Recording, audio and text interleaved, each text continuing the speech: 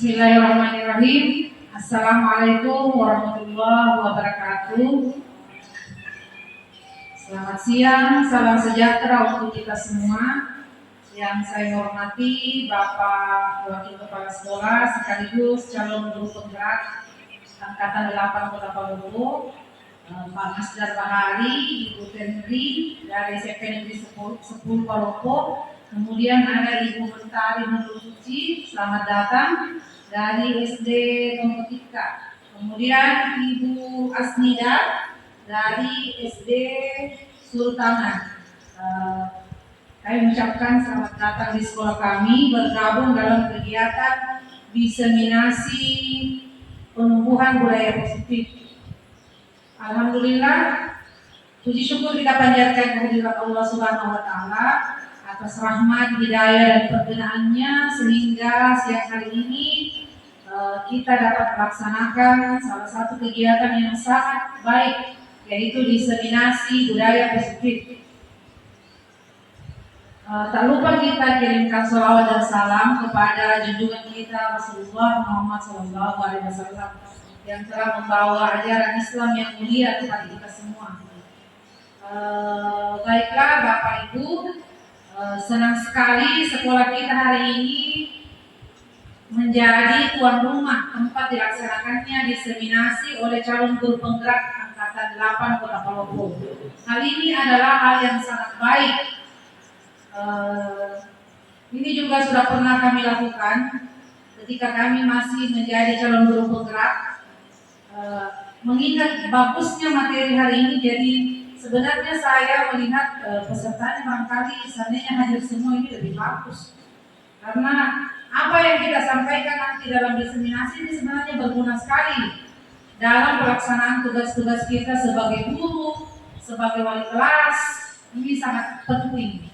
Budaya positif di sini yang akan ditumbuh kembangkan sangat erat kaitannya dengan mewujudkan keberpihakan kepada murid, khususnya dalam implementasi kurikulum merdeka.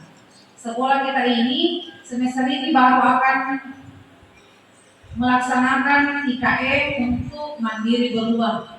Jadi hal yang akan disampaikan melalui diseminasi ini sebenarnya sangat sejalan, sangat relevan dengan implementasi kurikulum merdeka, di mana salah satu semangatnya adalah berpihak pada murid. Kita berupaya menciptakan pembelajaran yang berpihak pada murid. Selanjutnya untuk materi budaya positif ini ada banyak materi, nanti diharapkan Bapak Ibu semua kita bisa mendengarkan sharing pengalamannya itu lebih bagus tentang budaya positif. Apa saja itu budaya positif nanti akan disampaikan secara lebih terperinci oleh masing-masing pemateri. Kalau saya masih ingat itu, yang paling menarik di sini budaya positif adalah tentang posisi kontrol dengan segitiga restitusi. Ini segitiga restitusi bisa digunakan oleh kita semua, khususnya guru BK, wali kelas, guru mapel, khususnya menghadapi anak-anak kita yang bermasalah. Ini karena kita masih salah langkah dalam menghadapi anak-anak kita. Begitu pula dengan kebutuhan dasar manusia, keyakinan kelas dan sebagainya. Dari 10 modul guru dari guru penggerak, pendidikan guru penggerak ini termasuk salah satu modul favorit tentang budaya positif. Karena termasuk favorit, maka inilah yang diperintahkan kepada CGP untuk didiseminasikan kepada guru-guru yang ada di Kota Palopo. Ada 10 modul, cuma modul ini yang didiseminasikan karena memang modul ini sangat menarik. Materi-materi di dalamnya ini sangat bagus untuk kita ketahui, kita implementasikan dalam kelas. Nah, semoga nanti kita semua bisa mengikuti dengan baik, menyimak dengan baik, dan kalau bisa kita masukkan pengalaman kita. Kita berbagi pengalaman, sharing pengalaman. Ini ada di depan calon guru penggerak Kota Palopo, kita berbagi. Ini yang lebih diharapkan diskusi interaktif antara kita. Ya, demikian barangkali pengantar singkat dari saya. Sekali lagi saya ucapkan selamat kepada calon guru penggerak Angkatan 8 Kota Palopo. Selamat datang kepada 2 guru tamu yang ada hadir di depan kita saat ini bersama guru kita dari SMP 10 Palopo yang hadir pada hari ini. Selamat dan sukses. Semoga kegiatan diseminasi yang dilaksanakan hari ini dapat mendatangkan manfaat bagi kita semua. Demikian barangkali yang dapat saya sampaikan, lebih kurangnya mohon dimaafkan. Terima kasih. Assalamualaikum warahmatullahi wabarakatuh. Baik, terima kasih. Assalamualaikum warahmatullahi wabarakatuh. Bapak, Ibu kepala sekolah yang saya hormati, rekan-rekan CDP yang saya hormati, serta Bapak Ibu guru yang saya hormati. Sebelumnya saya ingin mengucapkan terima kasih kepada Bapak Ibu guru semuanya karena telah meluangkan waktunya untuk hadir di kegiatan kami, yaitu diseminasi sebagai salah satu tugas kami di program guru penggerak ini. Diseminasi ini kami laksanakan secara berkolaborasi dengan beberapa teman CGP yang membahas tentang budaya positif di sekolah. Jadi kami terdiri atas 4 orang.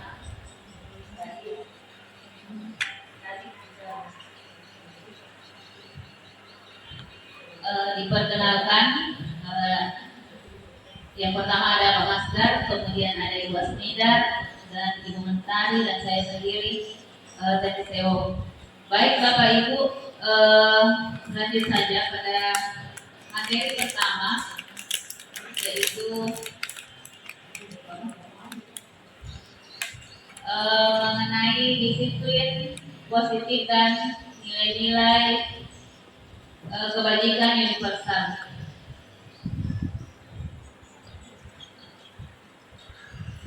Baik, mengenai disiplin positif itu tidak lepas dari yang pertama kontrol diri. Jadi kita akan memahami bagaimana itu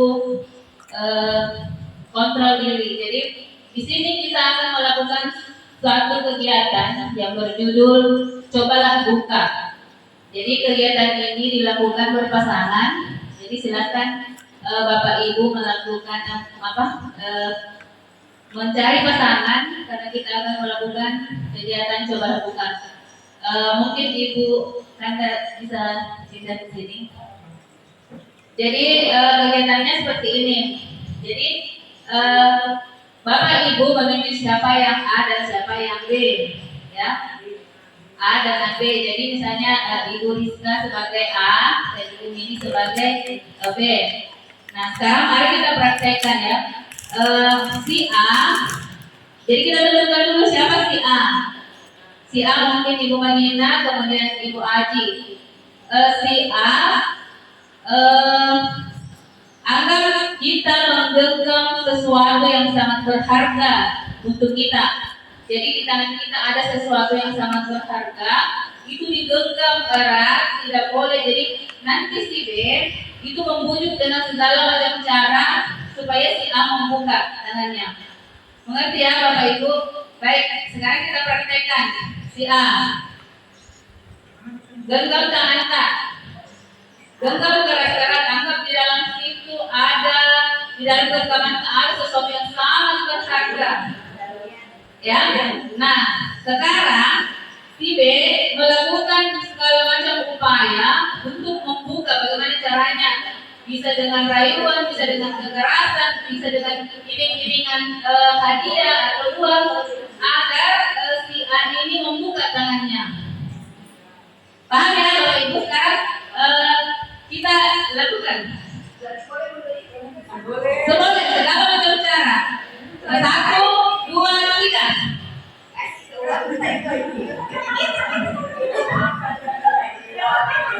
Ayo buka. Bagaimana upaya yang dilakukan supaya tangannya bisa terbuka. Baik, baik Bapak Ibu. Sekarang kita perhatikan. Saya ingin bertanya kepada si A. Si A. Apakah ibu membuka tangannya? Tidak. Alasannya? Baik. Jadi katanya karena ada sesuatu yang sangat berharga, jadi apapun itu tidak akan terbuka. Bagaimana dengan ibu si A? Tidak, karena ada usahanya untuk katanya tidak kurang usaha, mungkin kurang rayuan. Padahal tadi Anda sudah dijelaskan bahwa bisa mengiming-imingi dengan uang atau hadiah atau lain sebagainya. Jadi itu tadi. Nah, kira-kira dalam kegiatan ini siapa yang memegang kontrol atas tadi kegiatan yang tadi membuka tangan? Si A. Jadi yang memegang kontrol atas diri kita itu adalah kita sendiri. Jadi itu sedikit penjelasan mengenai kontrol diri. Baik Bapak Ibu, sekarang kita lanjut mengenai perubahan paradigma. Jadi menurut Dr. William Glasser bahwa teori kontrol adalah sebuah ilusi. Paham ya Ibu, ilusi itu seperti apa? Kemudian ilusi yang pertama yaitu guru mengontrol murid. Jadi pada dasarnya kita tidak dapat memaksa murid untuk berbuat sesuatu jika murid tersebut memilih untuk tidak melakukannya. Tapi pada kenyataannya kita sering melakukan ini, ya. Kita memiliki ilusi bahwa kita itu mampu mengontrol murid. Ya, kemudian selanjutnya ilusi bahwa semua penguatan positif, efektif dan bermanfaat. Di atas sudah dijelaskan bahwa ilusi ini tidak selamanya benar. Ya, pernyataan ini tidak selamanya benar. Kadang kita memberikan penguatan, tetapi dalam makna yang salah. Ya. Berikutnya, ilusi bahwa kritik dan membuat orang merasa bersalah dapat menguatkan karakter. Di sini dijelaskan bahwa seringkali menggunakan suara halus untuk menyampaikan pesan positif itu biasa kita lakukan. Ya. Berikutnya, ilusi bahwa orang dewasa memiliki hak untuk memaksa. Itu ada di pikiran kita bahwa saya lebih tua, ini berhak memaksa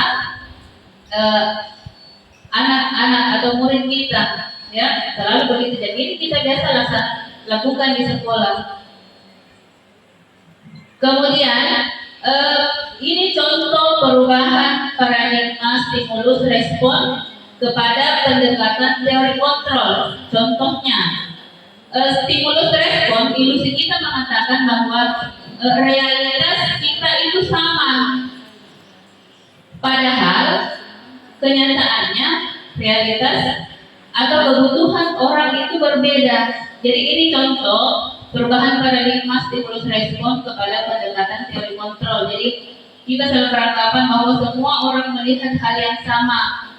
Ternyata teori kontrol itu setiap orang memiliki gambaran yang berbeda terhadap suatu masalah. Ya. Ada di situ model berpikir kita menang kalah. Ya, ada menang, ada kalah. Tapi sebenarnya model berpikir kita menang-menang. Bagaimana itu model berpikir menang-menang? Yaitu cara berpikir yang lebih menekankan pada ego kita, memilih untuk berpikir positif di sini ya maksudnya. Baik, selanjutnya disiplin. Kira-kira mendengar kata disiplin, apa yang ada di benak kita? Biasanya kita beranggapan bahwa disiplin itu tidak lepas dari kepatuhan pada peraturan dan hukuman. Ya, kadang kita berpikir seperti itu bahwa disiplin itu harus patuh pada peraturan atau mendisiplinkan atau hukuman. Kemudian Bapak Ki Hajar Dewantara menyatakan bahwa di mana ada kemerdekaan, disitulah harus ada disiplin yang kuat.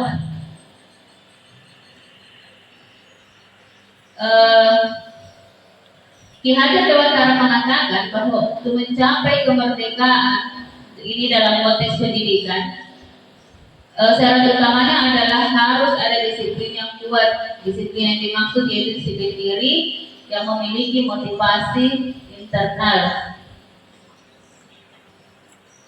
Kemudian berikut manfaat disiplin. Di sini saya uraikan bahwa disiplin diri dapat membuat seseorang menggali potensinya menuju kepada sebuah tujuan, sesuatu yang dihargai dan bermakna. Dengan kata lain, disiplin diri juga mempelajari bagaimana cara kita mengontrol diri dan bagaimana menguasai diri untuk memilih tindakan yang mengacu pada nilai-nilai yang kita hargai. Berikutnya, nilai-nilai kebajikan. Nilai-nilai kebajikan adalah sikap positif yang dimiliki oleh manusia yang ingin dicapai oleh individu. Nilai tersebut berupa universal atau umum. Kemudian nilai-nilai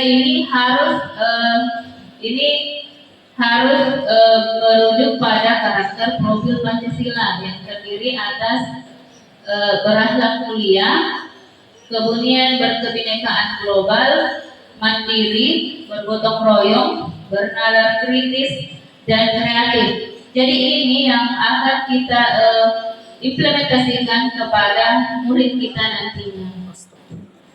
Baik Bapak Ibu, demikian materi dari saya.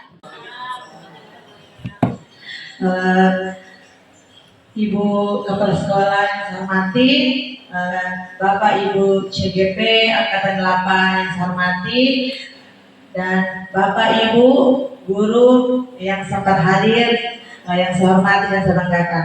Terima kasih atas kesempatannya menerima kami dari sekolah luar untuk mendiseminasikan budaya positif ini di SMP Negeri 10 Palopo. Adapun materi yang akan saya bahas yaitu tentang teori motivasi, hukuman dan penghargaan serta restitusi.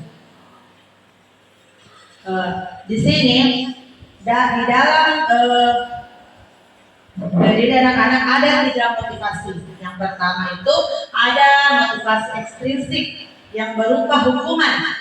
Di sini untuk menghindari ketidaknyamanan atau hukuman. Jadi anak-anak melakukan sesuatu itu karena mereka takut akan hukuman. Contohnya mereka datang ke sekolah tepat waktu karena mereka takut dihukum. Kalau mereka terlambat, mereka akan dihukum keliling lapangan contohnya. Jadi mereka berusaha untuk datang tepat waktu. Nah, jadi itu berasal dari keluar diri mereka karena mereka takut dihukum. Yang kedua itu ada motivasi ekstrinsik yang kedua yaitu mendapatkan imbalan atau penghargaan dari orang lain. Contohnya di sini ada murid yang ingin mereka cepat-cepat, ibu misalnya, anak-anak besok yang mengumpulkan tugasnya.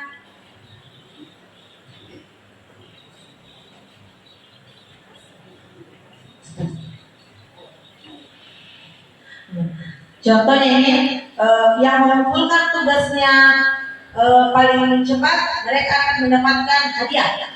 Jadi itu motivasinya untuk mengumpulkan tugasnya karena mereka ingin mendapatkan hadiah, bukan karena memang mereka ingin mengumpulkan secepatnya, tapi mereka ingin karena ada imbalan yang akan mereka dapatkan sehingga mereka mengumpulkan tugasnya dengan cepat. Di sini ada motivasi yang ketiga yaitu motivasi intrinsik dari dalam diri mereka. Di sini untuk menjadi orang yang mereka inginkan dan menghargai diri sendiri dengan nilai-nilai yang mereka percaya. Jadi mereka melakukan apa yang hal-hal itu karena dari dalam diri mereka. Contohnya mereka datang ke sekolah tepat waktu karena mereka ingin tidak ingin terlambat untuk mendapatkan pelajaran dari guru-guru, bukan karena ada hal-hal lain seperti hukuman atau imbalan, tetapi mereka ada kesadaran diri tanggung jawab akan tugas mereka sebagai pelajar. Selanjutnya selain motivasi ada hukuman, konsekuensi dan restitusi. Ini ada hukuman. Hukuman itu bersifat satu arah dari pihak guru yang memberikan. Jadi anak-anak jika kalian terlambat ke sekolah akan mendapatkan hukuman ini. Itu dari guru tanpa ada anak-anak mau tidak mau harus menerimanya karena gurunya yang memberikan. Itu adalah hukuman. Di situ terdapat kalau konsekuensi sudah disepakati murid. Jadi sebelum kita menerapkan suatu hal harus ada diskusi dengan siswa. Anak-anak, jika kalian terlambat apa yang akan kalian dapatkan? Jadi jika mereka melanggar, mereka sudah paham konsekuensi yang akan saya dapatkan karena melanggar ini seperti ini. Karena mereka sudah ada diskusi terlebih dahulu. Sedangkan restitusi bukan untuk menebus kesalahan, namun untuk belajar dari kesalahan. Jadi mereka paham betul, wah ternyata apa yang saya lakukan itu kurang tepat. Mereka tidak menebus kesalahan, tetapi belajar dari kesalahan mereka. Ternyata hal yang saya lakukan itu kurang tepat. Jadi tidak, misalkan tidak diulang kembali. Di sini yang hukuman tanpa melalui suatu kesepakatan. Dan tadi hanya berasal dari gurunya saja. Kalau konsekuensi murid tidak nyaman untuk jangka pendek. Contohnya seperti ini. Anak-anak jika terlambat 15 menit, mereka harus menambah setelah pulang sekolah waktu yang mereka lewati. Jadi, tetapi setelah mereka menambah 15 menit, mereka kembali mengikuti pelajaran dengan teman-temannya. Jadi hanya waktu sebentar saja rasa tidak nyamannya. Sedangkan restitusi memperbaiki hubungan. Contohnya ada dua anak yang berselisih paham. Kita bisa memperbaiki hubungan tersebut dengan restitusi ini. Di sini juga ada hukuman itu hukuman yang diberikan bisa berupa fisik maupun psikis. Nah terkadang itu kan yang terlambat itu nanti lari keliling lapangan 5 kali. Nah itu kan berupa hukuman berupa fisik. Kalau di sini tidak ada yang melakukan seperti itu. Kalau konsekuensi berdasarkan suatu data yang umumnya data diukur. Contohnya tadi itu kalau 15 menit terlambat, konsekuensinya menambah 15 menit waktu setelah pulang. Jadi ada alat ukur dalam konsekuensinya. Nah, di sini restitusi menuntut untuk tawaran bukan paksaan. Menuntut untuk melihat ke dalam diri, fokus pada solusi. Jadi tidak melihat hukumannya, tetapi kita berusaha mencari solusi dari permasalahan tersebut. Tidak langsung memberikan hukuman, tetapi kita bersama-sama murid mencari solusi dari masalah yang dihadapi seperti itu. Nah di sini ada identitas gagal dan identitas berhasil. Kalau hukuman itu di sini identitas gagal. Karena hukuman itu adalah identitas gagal, kita sebagai guru harus tidak melakukan itu. Jangan melakukan hukuman karena itu identitas gagal. Dan apabila sudah tidak ada solusi, hukuman bukan solusi paling akhir. Jadi kita sebagai guru jangan melakukan hukuman di sini karena hukuman itu akan menyakiti. Sesuatu yang menyakitkan harus terjadi kepada murid kita, bisa berupa fisik maupun psikis mereka. Tidak nyaman untuk murid dalam jangka waktu panjang. Korban mendapatkan kehadiran, murid akan tersakiti. Perilaku pasif agresif meningkat. Bisa jadi ibu memberikan hukuman, tetapi justru mereka bahkan lebih parah karena hukuman mereka tersebut. Contohnya anak-anak dia dihukum. Mereka bisa jadi dendam. Justru mereka melakukan hal yang lebih daripada yang sudah mereka lakukan. Di situ ada juga sistem tidak akan berjalan bila murid tidak takut. Hukuman akan berjalan baik jika anak takut. Tetapi kalau mereka tidak takut, hukuman itu tidak ada apa-apanya. Nah, jika kita sudah berada di konsekuensi, pasti tahap berikut kita akan berada tahap di restitusi. Kalau tahap konsekuensi itu sesuatu harus terjadi. Tidak nyaman untuk murid, anak untuk jangka pendek. Korban bisa diabaikan. Kenapa di sini korban bisa diabaikan? Contohnya, ada A mengganggu si B. Kita fokus kepada si A, memberikan mereka konsekuensi dari yang mereka lakukan, tetapi si B ini begitu saja tidak ada apa-apa yang mereka dapatkan, hanya si A saja. Kita fokus kepada si A, memberikan hukuman kepada si A. Berbeda dengan restitusi, korban mendapatkan ganti. Contohnya, si A mengganggu si B, gantinya bisa jadi si A itu meminta maaf kepada si B. Kalau konsekuensi tadi si B tidak digubris, cuma si A saja diberikan hukuman. Tetapi kalau restitusi, si A bisa jadi itu si A solusinya itu meminta maaf kepada si B. Jadi ada ganti dari A mengganggu B itu permohonan maaf dari si A. Nah, di sini restitusi adalah proses menciptakan kondisi bagi murid untuk memperbaiki kesalahan mereka sehingga mereka bisa kembali pada kelompok mereka dengan karakter yang lebih kuat.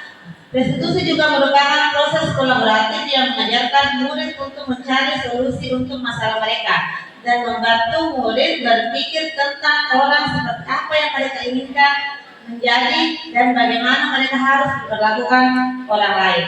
Nah, di sini ada beberapa masalah. Saya ingin bertanya kepada sekalian. Nah, di sini ada mencatat 100 kali di dalam buku kalimat. Saya tidak akan terlambat lagi karena mereka terlambat. Nah, menurut Ibu, hal ini merupakan hukuman atau konsekuensi? Kenapa? Atas kesalahan itu yang berisiko. Terima kasih Bu. Nah, betul sekali. Di sini kasus yang pertama itu hukuman. Dan mengapa hukuman? Karena di situ tidak ada kaitannya, tidak ada kaitan kenapa dia terlambat sekolah, tetapi hukumannya itu menulis di buku sebanyak 100 kali dan tidak ada edukasi dalam hukuman tersebut. Yang kedua, hasil kedua, membersihkan coretan yang dibuatnya di meja. Menurut Ibu, hukuman atau konsekuensi? Konsekuensi. Ya betul sekali. Itu membersihkan coretan yang dibuatnya adalah konsekuensi. Mereka konsekuensi karena mereka mencoret meja yang harus membersihkannya. Yang ketiga, murid diminta untuk push up 15 kali karena tidak menggunakan masker di sekolah. Menurut Ibu, hukuman atau konsekuensi?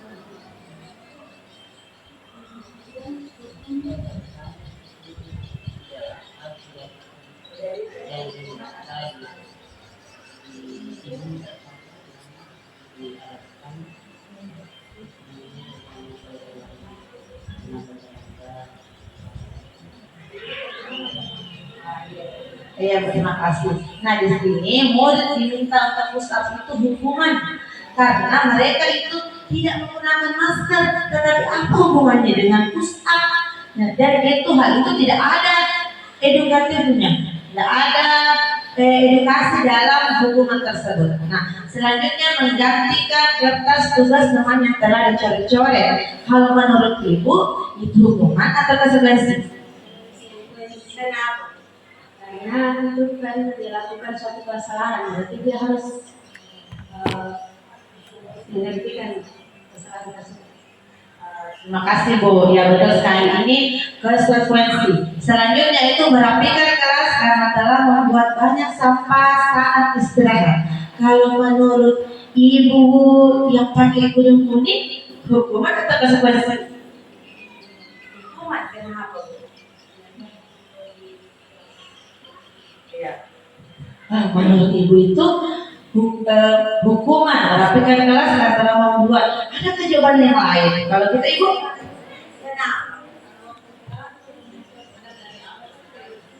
Iya. Nah, di sini merapikan kelas itu adalah konsekuensi. Kenapa? Karena dia sudah membuang sampah. Jadi konsekuensinya yang harus merapikannya. Selanjutnya itu mengantar teman ke UKS dan mengobatinya karena mendorong saat berolahraga. Itu termasuk hukuman atau konsekuensi, Bu? Karena dia lagi olahraga sampai dia sakit lalu diantar ke UKS. Iya, terima kasih, Bu. Jadi ini mengantar teman ke UKS dan mengobatinya karena mendorong saat olahraga. Jadi anak ini termasuk anak yang bertanggung jawab karena dia mendorong temannya, jadi dia juga yang bertanggung jawab untuk mengobatinya. Dan yang terakhir, membersihkan kolam sekolah karena membuat adik kelas 1 menangis. Kalau menurut ibu, hukuman apa sebetulnya?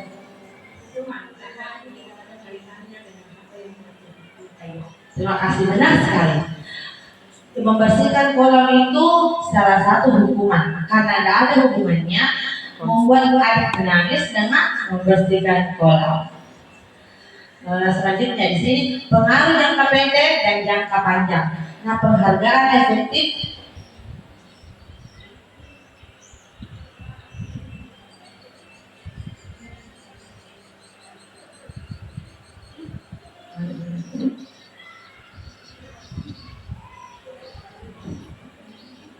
Nah, di sini ada pengaruh jangka pendek dan jangka panjang. Penghargaan efektif jika kita menginginkan seseorang melakukan sesuatu yang kita inginkan dalam jangka waktu pendek. Di sini dulu. Dihukum oleh penghargaan. Nah, di sini ada penghargaan tidak efektif. Yang kedua, penghargaan merusak hubungan. Yang ketiga, penghargaan mengurangi ketepatan. Yang keempat, penghargaan menurunkan kualitas. Yang kelima, penghargaan mematikan kreativitas. Yang keenam, penghargaan menghukum. Jadi tidak bisa dilakukan untuk penghargaan Bapak Ibu. Tidak boleh dilakukan. Baik, Assalamualaikum warahmatullahi wabarakatuh. Sebelumnya saya ucapkan terima kasih untuk Ibu Kepala Sekolah, untuk rekan-rekan guru yang ada di SMP 10 dan beserta teman kami tim calon guru penggerak angkatan 8 Kota Palopo. Tadi materi pertama, materi kedua, ketiga, keempat sudah. Sekarang keyakinan kelas, tapi sebelumnya saya mau kita sama-sama ice breaking dulu ya sebelum materi terakhir ini. Saya mau minta Bapak Ibu semuanya berdiri dulu. Silahkan berdiri Bapak Ibu. Iya. Kita ice breaking dulu, penyegaran dulu sebelum lanjut ke materi selanjutnya. Baik Bapak Ibu. Jadi tadi materi yang kedua ada pengaruh jangka panjang, jangka pendek Bapak Ibu. Ya, mohon maaf. Sekarang kita bermain dulu. Saya punya permainan. Kalau saya menyatakan jangka panjangnya kebalikannya Bapak Ibu ya. Panjang, pendek. Baik Bapak Ibu. Baik, sebaliknya ya.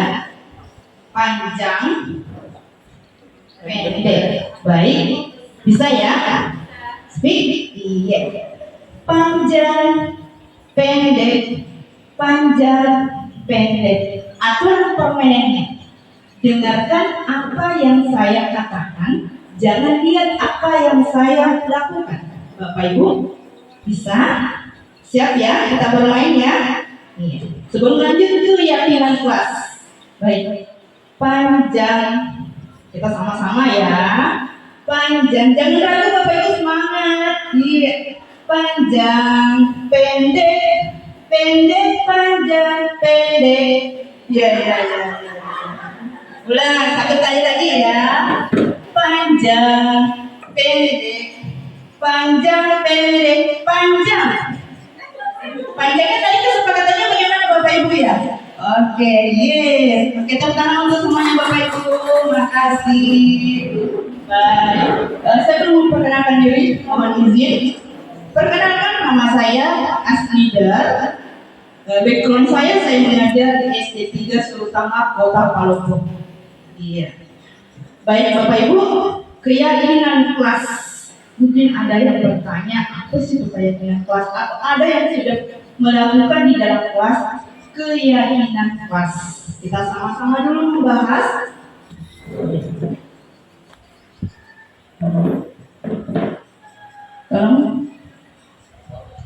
Beda ya? Sip. Salah ya? Keyakinan kelasnya tadi mohon izin. Error ya? Baik. Keyakinan kelas itu mohon izin backgroundnya yaitu salah satu budaya positif yang kita bisa terapkan dalam lingkungan kelas kita atau lingkungan sekolah kita. Kalau kita berbicara keyakinan kelas Bapak Ibu, kita berbicara di lingkungan kelas kita. Baik. Jadi dengan adanya keyakinan kelas tentunya kita diharapkan adanya integritas antara pelaksanaan profil Pancasila. Ya, baik. Next, ya. Mungkin Bapak Ibu ada yang bertanya, yang saya dengar peraturan kelas, baru saya dengar keyakinan kelas. Mungkin ada yang seperti itu Bapak Ibu ya. Baik, kita sama-sama. Mengapa tidak peraturan kelas? Kenapa harus keyakinan kelas yang harus kita terapkan dalam kelas? Yang kita tahu sehari-hari kan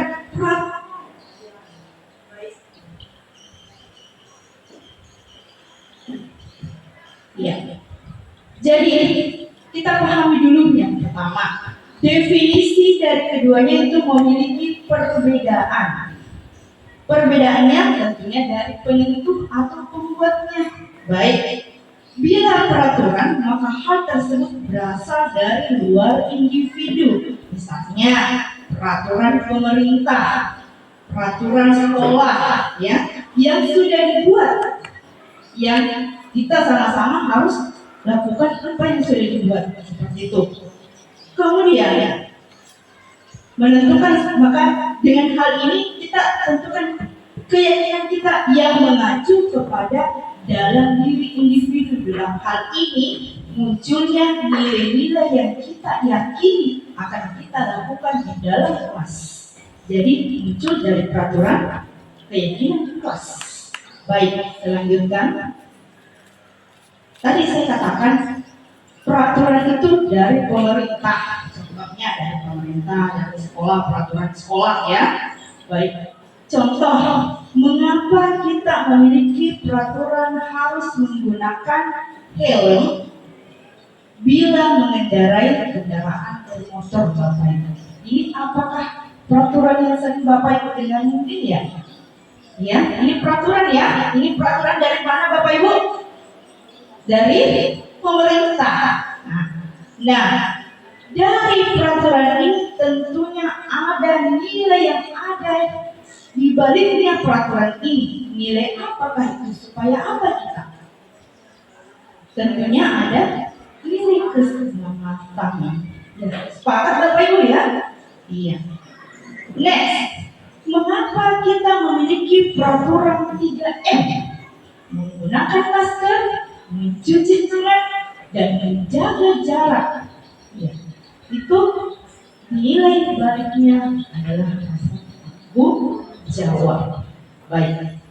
Yang ketiga, mengapa kita memiliki peraturan harus datang tepat waktu pada saat mengikuti pelatihan? Mengapa kita harus datang tepat waktu sebelum melaksanakan upacara bendera? Kira-kira itu peraturan atau keyakinan kelas? Masih di dalam peraturan. Bapak Ibu, baik. Tentunya ada nilai yang ada di balik semua itu. Nilai apakah kira-kira itu Ibu? Supaya apa? nilai empati, dan tentunya saling menghormati. Ya, baik. Jadi untuk mendukung motivasi dari instruksi ini, kembali ke nilai-nilai keyakinan. Next. Ya. Keyakinan kelas yang pertama itu, keyakinan kelas itu bersifat abstrak. Ya. Daripada peraturan, itu ciri khasnya dari keyakinan kelas. Yang kedua, keyakinan kelas berupa pertanyaan yang universal. Mohon maaf Bapak Ibu, universal itu seperti apa? Maksudnya? Mohon izin, umum. Terima kasih. Ya, betul sekali, umum. Yang ketiga, pernyataan keyakinan kelas senantiasa dibentuk dalam bentuk positif. Nanti kita bahas misalkan dalam hal positif ya. Negatif misalnya jangan membuang sampah. Apakah itu keyakinan kelas? Saya save dulu sebentar, akan lanjutkan. Ya Bapak Ibu? Iya. Dia bernilai positif. Berikutnya, keyakinan kelas itu hendaknya tidak terlalu banyak agar mudah diingat dan dipahami. Jangan sampai keyakinan kelas yang kita buat banyak sekali tidak bisa kita lakukan bersama dengan siswa kita di dalam kelas. Next, keyakinan kelas sebaiknya sesuatu yang dapat diterapkan pada lingkungan. Ya, baik Bapak Ibu, saya lanjut. Izinnya Bapak Ibu ya. Berikutnya, semua warga kelas hendaknya ikut berkontribusi sama-sama, saling kira-kira apa ini nanti kita bahas bersama sebentar ya Bapak Ibu, dalam pembuatan keyakinan kelas lewat kegiatan curah pendapat. Jadi sama-sama siswa. Ya, kebetulan saya backgroundnya dari guru SD, saya mengajar di kelas 1 SD Bapak Ibu. Mungkin ada yang bertanya, bagaimana bisa kelas 1 kita bisa curah pendapat? Ya, ini kelas 1 Bapak Ibu baru 2 minggu dia masuk di sekolah, kita bisa membuat keyakinan kelas. Nah, inilah sebagai seorang guru kita memancing siswa kita. Ya, kita memancing siswa kita sebagai pemandu. Kira-kira nanti ini anakku belajar seperti ini, kita harus tidak boleh misalkan kata tidak boleh dulu ya, kata tidak boleh peraturan ya, peraturannya ini tidak boleh terlambat datang di sekolah, itu negatif dan atau dalam hal peraturan sekolah misalkan. Nah, itu bisa memunculkan suatu keyakinan kelas.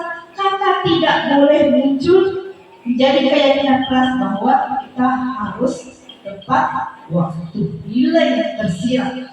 Next, kita lanjut. Bersedia meninjau kembali keyakinan kelas ke waktu. Jangan sampai Bapak Ibu keyakinan kelas tak tahun ini itu terus dipakai tahun depan, bisa atau semester berikutnya bisa kita ganti tergantung dari kesepakatan kita bersama siswa kita ya. Jadi intinya di sini untuk keyakinan kelas, jangan sampai keyakinan kelas kita A sampai Z yang bisa kita lakukan hanya A sampai B. Lebih baik singkat, padat, dan apa tujuan kita untuk keyakinan kelas. Next. Nah, dari ini adanya peraturan kelas. Tadi saya sudah membahas Bapak Ibu bahwa peraturan kelas itu dalam hal biasanya bentuk negatif ya. Kemudian memunculkan nilai apa? Positif, muncullah yang namanya keyakinan kelas. Kemudian dari keyakinan kelas, jika kita sudah melakukan satu keyakinan kelas dan tercapai dengan baik, tentunya lingkungan kita apa? Positif atau negatif Bapak Ibu? Tentunya positif. Dengan adanya lingkungan yang positif, tentunya lingkungan sekolah kita tentunya bisa tercipta budaya yang positif seperti materi yang sebelumnya sudah dipaparkan. Baik. Nah, kita sama-sama dulu Bapak Ibu ya. Ini salah satu peraturan sekolah mungkin ya. Nah, Baik, selalu kembalikan buku ke tempatnya. Biasanya peraturan sekolah ini di mana Bapak Ibu? Biasanya di perpustakaan. Iya, betul sekali. Nah, kira-kira kita sama-sama tadi, keyakinan kelas itu dalam bentuk positif.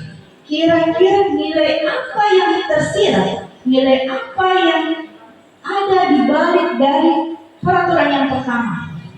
Mohon izin, ada yang bisa yang menjawab Bapak Ibu? Selalu kembalikan buku ke tempatnya. Ulangi. Sepakat Bapak Ibu? Katanya kita ada Ibu siapa? Ibu Sunarsi. Katanya yang pertama itu tanggung jawab. Bagaimana? Ada jawaban yang lain Bapak Ibu? Kira-kira nilai tersirat itu apa? Betul? Sepakat dengan Ibu tanggung jawab? Kita save Bapak Ibu ya. Next. Yang kedua, dilarang mengganggu orang lain. Kira-kira nilai apa yang tersirat? Iya. Saling menghargai. Saya simpan dulu. Ada jawaban yang lain Bapak Ibu? Dilarang mengganggu orang lain, itu kan biasanya peraturan. Ini peraturan ya. Kita mau ubah menjadi keyakinan kelas. Kita pancing siswa. Nah, dilarang mengganggu orang lain. Kalau dilarang mengganggu orang lain, kira-kira bagaimana apa yang kenapa kita harus menghargai orang lain? Kenapa kita harus kenapa kita tidak boleh mengganggu orang lain? Karena apa? Adanya sikap saya. Yang ketiga lagi Bu, hadir di sekolah 15 menit sebelum pembelajaran dimulai. Kira-kira ya, disiplin waktu. Ibu sepakat? Oke. Sampaikan oleh rekan kami. Jadi sekarang materi lanjutan saya akan sampaikan, yaitu yang pertama tentang 5 posisi kontrol. Jadi Bapak Ibu yang saya hormati, mungkin ini semua pengalaman kita bahwa selama kita mengajar itu kemungkinan besar kita telah melalui 5 posisi kontrol ini. Tapi mungkin kita tidak sadari bahwa saya berada pada posisi kontrol yang mana. Jadi sebentar akan dijabarkan bahwa posisi kontrol yang pertama apa, kedua apa, ketiga apa, dan selanjutnya. Jadi di sini ada 5 posisi kontrol yang selama ini mungkin kita lakoni di sekolah.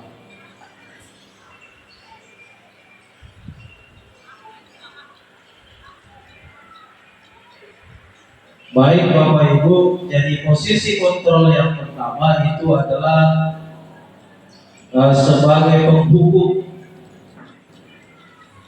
Jadi mungkin bisa kita ingat-ingat apakah selama ini pada saat kita melakukan proses belajar mengajar, apakah kita selama ini memberikan hukuman kepada siswa kalau misalnya mereka melakukan kesalahan, tidak mengerjakan tugas, atau mengganggu temannya pada saat proses belajar mengajar. Jadi itu posisi kontrol yang pertama, yaitu sebagai penghukum. Nah, apa biasanya yang indikatornya yang dilakukan oleh guru sebagai penghukum? Jadi kata-kata biasanya, kamu tidak melakukannya, awas ya, rasakan ini. Jadi itu posisi kontrol kita, dan mungkin selama ini kita pernah melakukan yang seperti itu. Nah, posisi kontrol itu sebenarnya yang seyogianya kita hindari dalam proses belajar mengajar atau proses interaksi yang ada di sekolah kita sebagai pendidik. Kemudian posisi kontrol yang kedua adalah membuat orang merasa bersalah. Ya, selama ini ketika anak-anak yang kurang bagus perilakunya di sekolah, kadang biasa kita memposisikan dirinya mereka bersalah dalam momentum yang salah, ataukah misalnya biasa kita ucapkan bahwa yang kamu lakukan ini salah nak. Ya seperti itu posisi yang biasa kita ambil.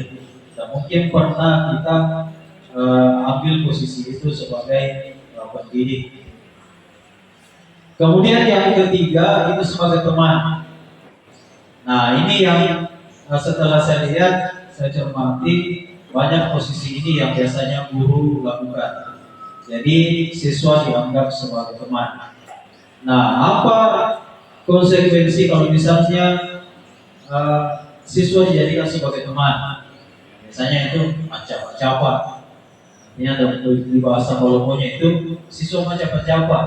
Kadang kalau misalnya kita mengharapkan siswa melakukan sesuatu, kadang mereka tidak mau karena mereka menganggap bahwa kita sebagai teman. Kemudian komunikasi.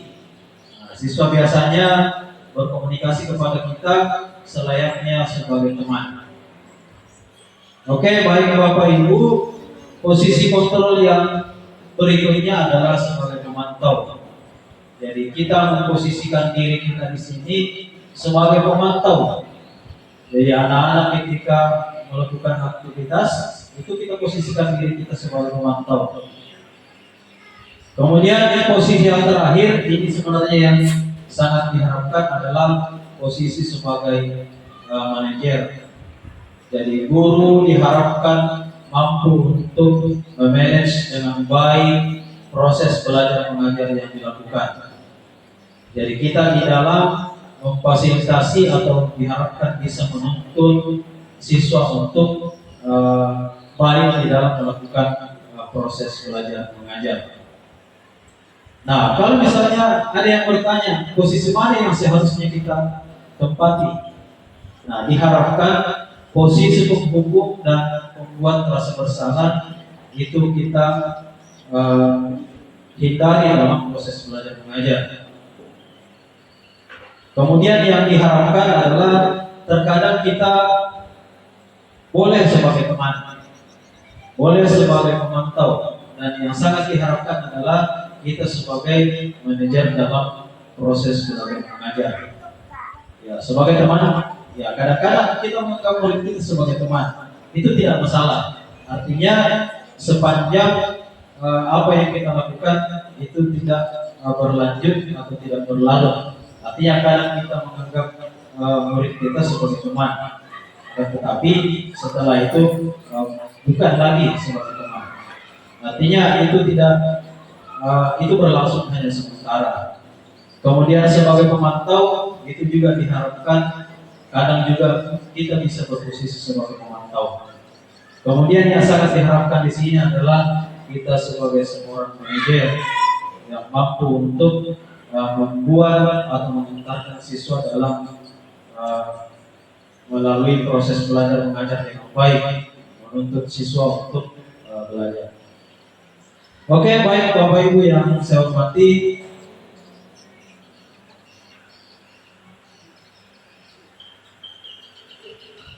materi yang berikut adalah segitiga restitusi. Nah, kadang di sini kita hanya berpikir bahwa yang melakukan segitiga restitusi itu adalah guru bimbingan konseling atau guru BK yang ada di sekolah. Akan tetapi sangat diharapkan kita sebagai tenaga pendidik atau guru itu diharapkan sewaktu-waktu melakukan segitiga restitusi dalam proses belajar mengajar kita ketika hal itu terjadi dalam proses belajar mengajar yang kita mampu. Anggaplah misalnya ketika saya mengajar ada siswa yang membuli temannya atau mengolok-olok temannya, otomatis yang berperan di situ untuk melakukan segitiga restitusi adalah saya sebagai guru yang mengajar pada saat itu. Kita tidak langsung serahkan kepada guru BK bahwa guru BK yang menyelesaikan persoalan ini. Akan tetapi kita dituntut sebagai guru diharapkan bisa menyelesaikan permasalahan siswa. Nah, apa yang dilakukan dalam segitiga restitusi itu ada 3 sisi. Yang pertama itu adalah menstabilkan identitas.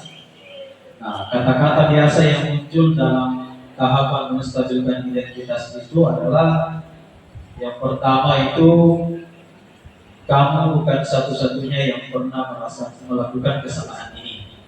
Nah, itu kita stabilkan dulu identitas siswa kita yang bermasalah. Artinya apa? Itu diharapkan supaya anak-anak bisa berterus terang dan mau mengambil tanggung jawab atas apa yang dia lakukan. Itu sebenarnya intinya. Kemudian yang bisa juga dikatakan bahwa setiap orang pasti pernah melakukan kesalahan. Ya, itu kita stabilkan dulu identitasnya. Sehingga kalau misalnya anak-anak emosi, itu bisa emosinya reda saat kita berkomunikasi seperti itu.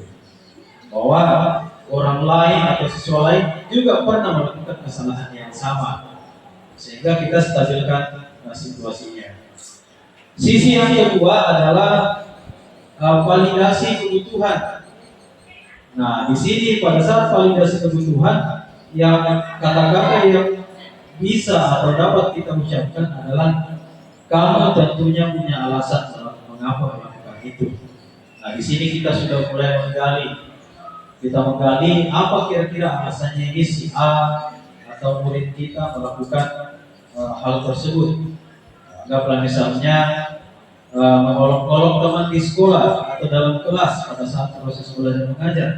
Nah, pastinya dia punya alasan untuk melakukan itu. Ya, bisa jadi karena dia tidak senang pada saat proses belajar mengajar sehingga dia melampiaskannya mengolok-olok teman di kelas.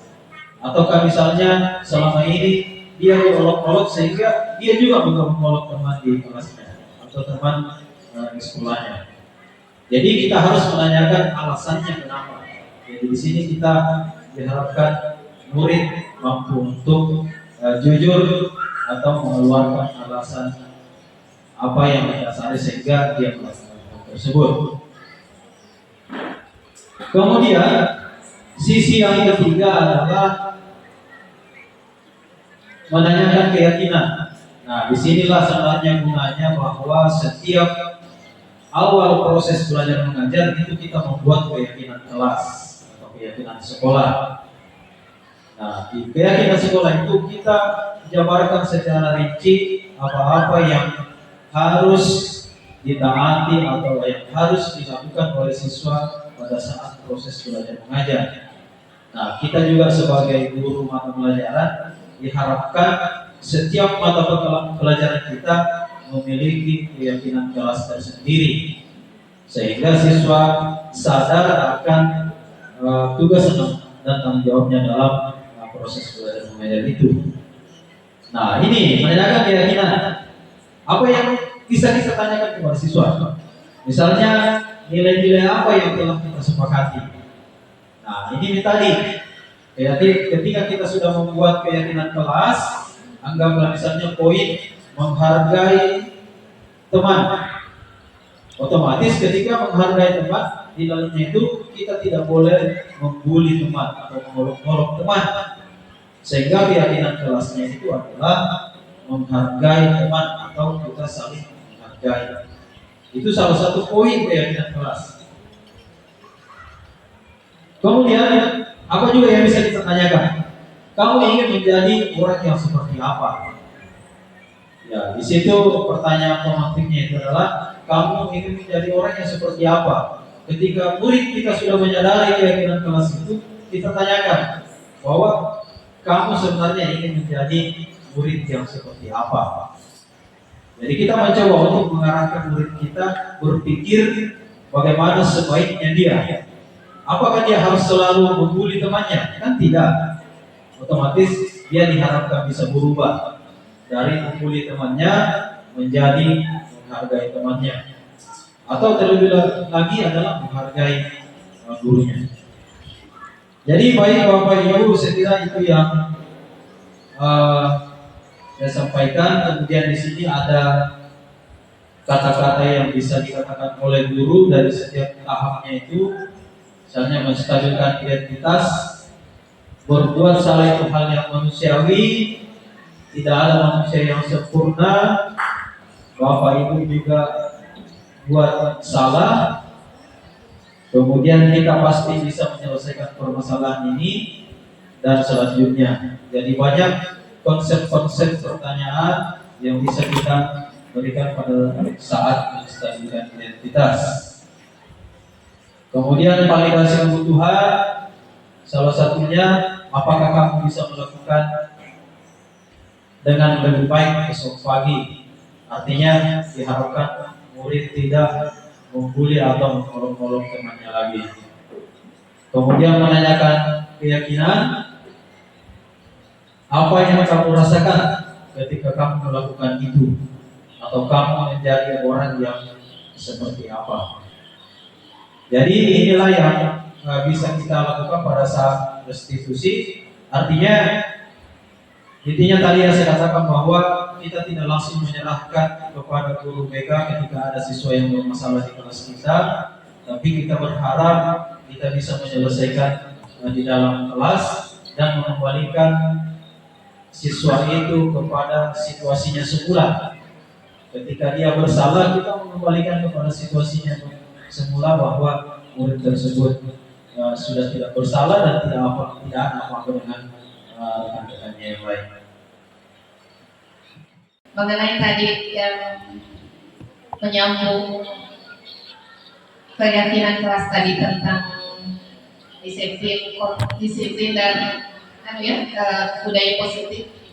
Ketika ada siswa yang tidak melaksanakan budaya itu dan tidak bisa melaksanakan tanggung jawabnya untuk atas keyakinan kelas tersebut tadi, karena intinya tadi adalah masalah disiplin positif.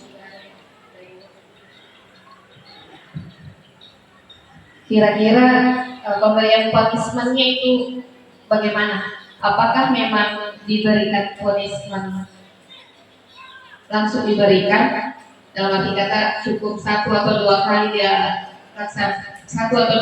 dia melanggar baru diberikan punishment, ataukah ada target misalkan 50% nih dari 100% itu baru dia diberikan punishment, dan pemberian punishment-nya seperti apa?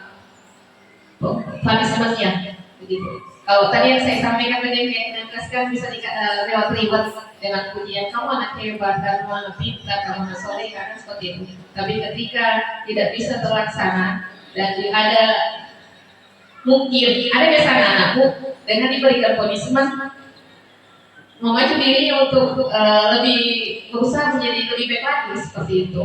Jadi kira-kira kapan waktu pemberiannya dan dalam bentuk apa? Bentuknya seperti apa punishment-nya? Dikata-katain kah? Dipukul kah? Diapain? Kira-kira bagaimana itu pertanyaan saya? Baik, itu tadi pertanyaan dari Ibu Asnawati mengenai komitmen kepada siswa. Baik, pertanyaan dari Ibu Asnawati akan dijawab oleh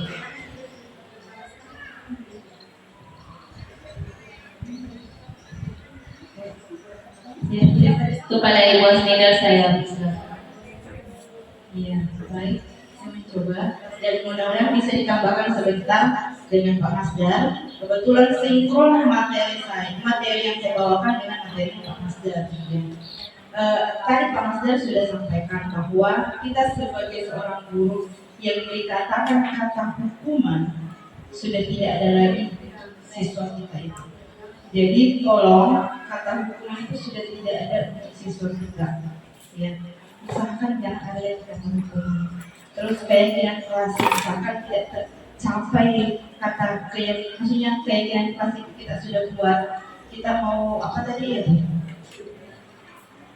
Memberikan semacam hukuman apa tadi? Itu mungkin. Iya. Kalau saya kurang sepakat dengan itu. Iya. Jadi kita sebagai seorang guru hentikan kata hukuman itu. Tadi materi yang sebelumnya tadi sudah dipaparkan oleh Pak Masdar. mungkin akan ditambahkan kembali ke Pak Masdar bahwa kita membuat keyakinan kelas kita bersama dengan siswa. Tak ingat kata hukum tidak ada lagi. Sekarang kita sebagai manajer untuk siswa kita. Tidak ada lagi kata seperti itu. Efek jerah. Saya kurang sepakat sekali. Ya. Mungkin bisa ditambahkan Pak Masdar. Silakan Pak Masdar. Jika ada sesuatu, ya. Kalau saya Bu, mungkin kata efek jerah, hal yang berdampak negatif bagi saya mungkin seperti itu, mungkin bisa ditambahkan dengan saudara tadi, saudara kami. Silakan Pak. Ya baik, sangat bagus pertanyaan tadi terkait dengan punishment atau hukuman. Di kurikulum Merdeka sebenarnya itu sesuai dengan konsep KHG bahwa hukuman itu diminimalkan dan bila perlu itu ditiadakan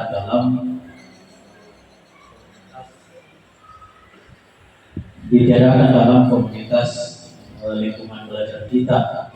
Dengan adanya restitusi kami bahwa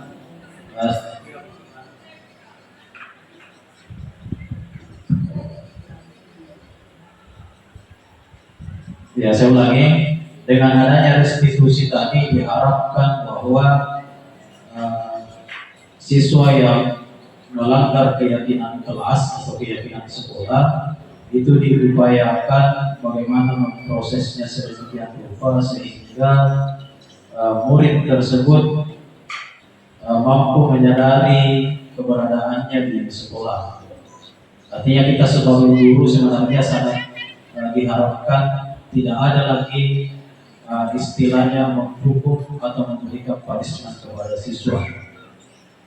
Akan tetapi itulah yang kemudian kita tempuh restitusi ini, restitusi yang kemudian mampu membuat siswa kembali kepada pola pikirnya yang siap untuk bertanggung jawab.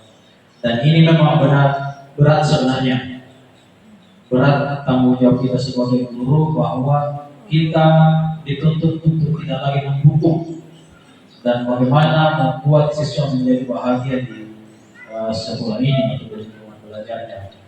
Itulah yang berat untuk kita, dan tantangan yang berat yang selaku pendidik itulah menghadapi siswa yang bermasalah itu.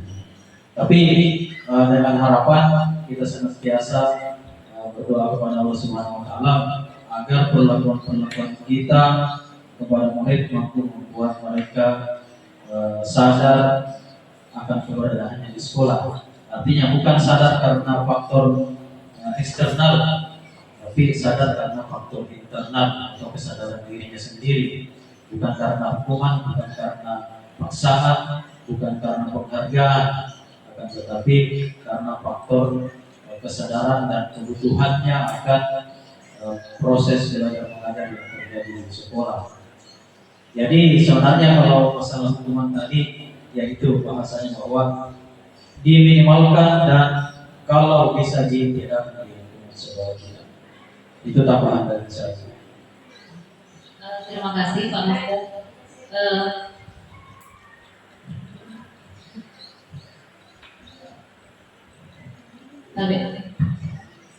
Terima kasih banyak atas kesempatan berulang kalinya. Saya sangat sepakat apa yang disampaikan dari Pak Masdar, karena memang anak-anak datang ke sini harus memang mereka harus senang. Saya punya anak pun kalau pulang saya langsung bertanya, bersenang-senang jika di sekolah anak TK, bersenang-senang jika di sekolah anak IE. Dengan kata IE, jadi besok paginya harapannya dia datang, dia pergi ke sekolah dengan rasa sukacita. Seperti itu harapan kita.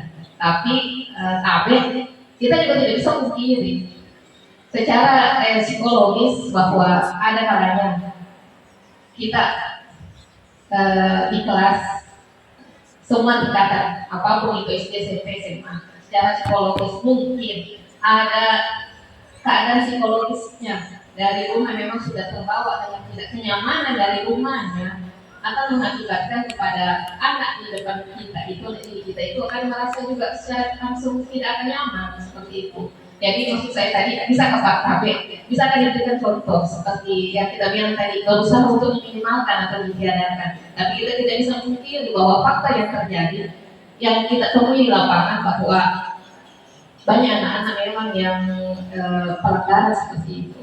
Entah apakah itu dari guru bersangkutan, ataukah memang dari lingkungan bersangkutan, ataukah entah dari anak bersangkutan. Seperti itu. Kira-kira Pak, contohnya bagaimana supaya bisa meminimalisir seperti kita bilang tadi, meminimalisir atau meniadakan punishment seperti itu. Terima kasih banyak. Terima kasih Ibu Asna. Mungkin dijawab oleh Ibu Intan. Pak Masdan. Ya, terima kasih atas umpan polemiknya. Jadi intinya di sini bahwa kita sebagai pendidik di sekolah itu sangat diharapkan tidak ada yang menghukum atau memberikan punishment kepada siswa. Jadi itulah yang saya katakan tadi bahwa itu adalah tantangan beratnya, disertai dengan latar belakang siswa atau murid memang yang notabene anggap misalnya dalam tanda petik broken home. Jadi secara tidak langsung perilaku yang ada di lingkungan sosialnya ketika masuk di dalam lingkungan sekolah itu akan terbawa. Maka di kurikulum Merdeka ini punishment atau hukuman itu yang sifatnya fisik dan psikis itu sangat, kalau bahasanya bahwa diharapkan untuk diberikan kepada murid, karena nyawanya atau rohnya ini adalah pemikiran dari pidana belantara. Jadi itulah tantangan berat dari pendidik atau guru untuk bagaimana menyadarkan siswa tersebut. Nah, contoh yang bisa dilakukan itu tadi bahwa guru bisa melakukan segitiga restitusi apapun hasilnya karena memang ini adalah proses, tidak bahwa ketika satu kali memberikan restitusi maka itu akan berubah 180 derajat atau 360 derajat, tapi ini adalah proses. Nah, intinya bahwa ini adalah tantangan terberat, bukan menyampaikan materi pembelajaran yang menjadi tantangan berat bagi guru, tetapi tantangan yang terberatnya ini adalah bagaimana menyadarkan murid akan keberadaannya di sekolah sebagai individu yang merdeka, individu yang bebas, dan individu yang bahagia. Jadi kalau saya, punishment atau hukuman itu seyogianya ditiadakan, dan kita berproses untuk bagaimana membuat murid yang bermasalah itu mampu menyadari dirinya bahwa apa yang dilakukan itu adalah sebuah kesalahan atau kekeliruan yang harus diluruskan atau yang harus dicarikan solusi. Nah, seperti itulah di institusi, bagaimana mampu untuk menyadari dirinya, kemudian bagaimana murid mampu untuk membuat sebuah keputusan yang membuat dirinya kembali kepada jalan yang benar dalam tanda petik. Ya, itu yang saya lakukan. Warahmatullahi wabarakatuh. Perkenalkan, nama saya Ibu Asmawati. Saya guru BK di SMP Negeri 10 Palopo. Alhamdulillah, dengan dilaksanakannya diseminasi yang dilaksanakan oleh teman-teman dari calon guru penggerak Angkatan 8 Kota Palopo, yang pelaksanaannya juga dilaksanakan di sekolah kami, yaitu di SMP 10. Kegiatan tersebut sangat membantu dan sangat mencerahkan khususnya bagi saya pribadi, dan insya Allah ke depannya mudah-mudahan bisa lebih baik lagi, dan mudah-mudahan di sekolah kami juga bisa melaksanakan hal-hal yang setelah disampaikan kemarin itu di diseminasi tersebut. Terima kasih banyak. Assalamualaikum warahmatullahi wabarakatuh. Salam dan bahagia.